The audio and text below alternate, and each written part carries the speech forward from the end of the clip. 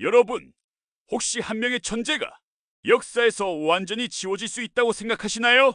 15세기 조선 세종대왕 시대 한 남자가 있었습니다.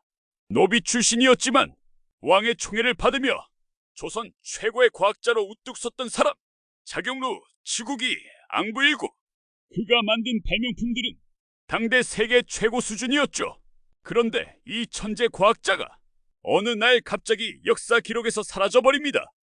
마치 처음부터 존재하지 않았던 사람처럼. 오늘은 500년이 넘는 시간 동안 풀리지 않은 조선시대 최대의 미스터리, 장영실의 실종 사건에 대해 이야기해보겠습니다. 이야기는 1390년경 동래현에서 시작됩니다. 장영실, 그는 관기 출신 어머니를 둔 노비였습니다. 조선시대의 노비라는 신분은 그야말로 최하층이었죠. 하지만 그에게는 남다른 재능이 있었습니다. 손재주가 뛰어났고 기계를 보면 그 원리를 단번에 이해하는 천재적인 두뇌를 가지고 있었죠. 젊은 시절 그는 동래현의 관청에서 일하며 각종 기물을 수리하고 제작했습니다. 그의 솜씨는 점점 소문이 났고 마침내 세종대왕의 귀에까지 들어가게 됩니다. 1423년 세종은 장영실을 한양으로 불러들입니다. 그리고 파격적인 결정을 내리죠. 신분이 무슨 상관인가? 재능이 있다면 등용하라. 세종은 장영실을 상의원 별자로 임명합니다. 노비가 관직에 오른 것입니다. 당시로서는 상상도 할 수 없는 일이었죠. 양반 관료들의 반발이 컸지만 세종은 꿋꿋했습니다. 그리고 장영실은 세종의 기대를 저버리지 않았습니다. 1434년 자경루가 완성됩니다. 자동으로 시간을 알려주는 물시계 정교한 톱니바퀴와 수압 조절 장치, 자동으로 종과 북을 울리는 시스템까지 당시 중국이나 아랍의 기술과 비교해도 전혀 뒤지지 않는 놀라운 발명품이었습니다. 1441년 치국이 제작, 세계 최초로 강우량을 정확히 측정할 수 있는 기구였죠. 유럽보다 200년이나 앞선 기술이었습니다. 앙부일구, 이성종 시에 규표 장영실의 손을 거친 발명품들이 쏟아져 나왔습니다. 세종은 그를 더욱 신뢰했고 급기야 종산품 호군이라는 고위 관직까지 내립니다. 노비 출신이 당상관, 바로 아래까지 오른 것입니다. 하지만 이 황금기는 오래가지 못했습니다. 1442년 음력 2월 세종이 타고 있던 가마, 일명 연이 갑자기 부서져버리는 사고가 발생합니다. 다행히 세종은 크게 다치지 않았습니다.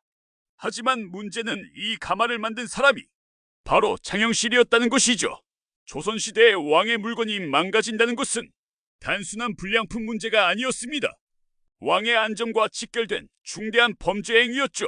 더군다나 가마가 부서져 왕이 떨어질 뻔한 상황이었으니 이는 왕의 목숨을 위협한 것이나 다름없었습니다. 조정은 발칵 뒤집혔습니다. 신하들이 한 목소리로 외쳤습니다. 장영실을 엄벌에 처해야 합니다. 평소에도 노비 출신이 고위 관직에 오른 것을 못마땅하게 여기던 양반 관료들에게는 절호의 기회였습니다. 그들은 장영실을 끌어내리기 위해 혈안이 되었죠. 세종은 고뇌에 빠졌습니다. 자신이 아꼈던 신하였지만 왕의 가마가 부서진 것은 명백한 죄였습니다. 법대로라면 사형도 가능한 중죄였죠. 그렇다고 그를 죽일 수도 없었습니다. 조선 최고의 천재 과학자를 잃을 수는 없었으니까요.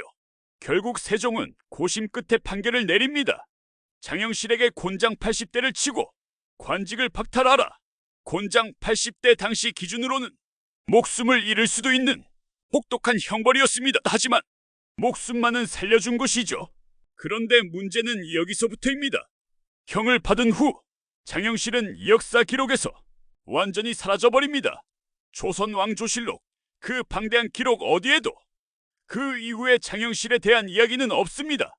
언제 죽었는지, 어디서 무엇을 했는지, 가족은 있었는지 아무것도 남아있지 않습니다. 마치 지워진 것처럼 세종대왕마저도 그 이후 장영실을 언급하지 않습니다. 그토록 아꼈던 신하였는데도 말이죠. 이상하지 않나요? 곤장 80대를 맞고 죽었다면 분명 기록이 남았을 겁니다. 조선 왕조실록은 그런 것까지 빠짐없이 기록하는 문서였으니까요. 살아남아서 은거했다면 그것도 기록이 남았을 가능성이 큽니다. 그런데 아무것도 없습니다. 완전한 공백 500년이 지난 지금 우리에게 남은 건 수많은 의문뿐입니다. 가설 1. 형벌로 사망했다. 가장 단순한 가설입니다. 곤장 80대는 치명적인 형벌이었으니까요. 당시 50대만 맞아도 죽는 경우가 많았다고 합니다. 장영실이 형벌 도중이나 직후에 사망했고 왕의 총애를 받던 신하가 곤장을 맞고 죽었다는 것이 세종에게 너무나 수치스러워 기록을 남기지 않았다는 것이죠. 하지만 이 가설에는 문제가 있습니다. 세종은 매우 실용적인 왕이었습니다. 수치 때문에 기록을 감추는 스타일이 아니었죠. 게다가 조선 왕조실록은 왕도 함부로 손댈 수 없는 문서였습니다. 두 번째 가설은 장영실이 유배형을 받았다는 것입니다. 형벌을 받고 살아남았지만 관직을 잃고 변방으로 유배되어 조용히 여생을 보냈다는 거죠. 하지만 이것도 이상합니다. 유배 기록도 반드시 실록에 남으니까요. 게다가 그 정도의 천재가 유배지에서 아무것도 하지 않고 살았을까요? 뭔가 흔적이라도 남았을 텐데 말이죠. 가설 3. 비밀 연구를 계속했다. 가장 흥미로운 가설입니다. 어쩌면 세종은 표면적으로는 장영실을 처벌했지만 실제로는 비밀리에 그를 보호하며 연구를 계속하게 했을 수도 있습니다. 양반 관료들의 반발을 잠재우기 위해 공식적으로는 처벌했다고 기록하되 실제로는 비밀 장소에서 연구를 계속하게 했다는 것이죠. 그래서 공식 기록에는 남지 않은 것이라고요. 이 가설을 뒷받침하는 정황이 있습니다. 1442년 이후에도 조선의 과학기술은 계속 발전했고 장영실이 만들었던 기기들의 개량판이 계속 등장했습니다. 과연 우연일까요? 가설 4. 의도적으로 지워졌다. 가장 음모론적인 가설입니다. 누군가가 의도적으로 장영실의 기록을 지웠다는 것이죠. 노비 출신이 고위 관직까지 올랐다는 것 자체가 신분제 사회 조선에서는 있을 수 없는 일이었습니다. 세종이 죽은 후 보수적인 양반 관료들이 의도적으로 그의 기록을 지워버렸을 가능성도 있습니다. 노비가 어떻게 감히 정삼품까지 올랐단 말인가? 후대에 나쁜 선례를 남기면 안 된다. 이런 생각으로 말이죠. 실제로 세종 이후 조선에서는 더 이상 장영실 같은 케이스가 나타나지 않았습니다. 장영실은 사라졌지만 그가 남긴 것들은 여전히 우리 곁에 있습니다. 경복궁에 가면 앙부일구를 볼 수 있습니다. 국립중앙과학관에 가면 지구기가 있죠. 그의 발명품들은 500년이 지난 지금도 그 정교함과 아름다움으로 우리를 놀라게 합니다. 만원권 지폐에는 장영실이 만든 혼천이와 천상열차 분야 지도가 그려져 있습니다. 우리는 매일 그의 유산을 손에 쥐고 있는 셈이죠.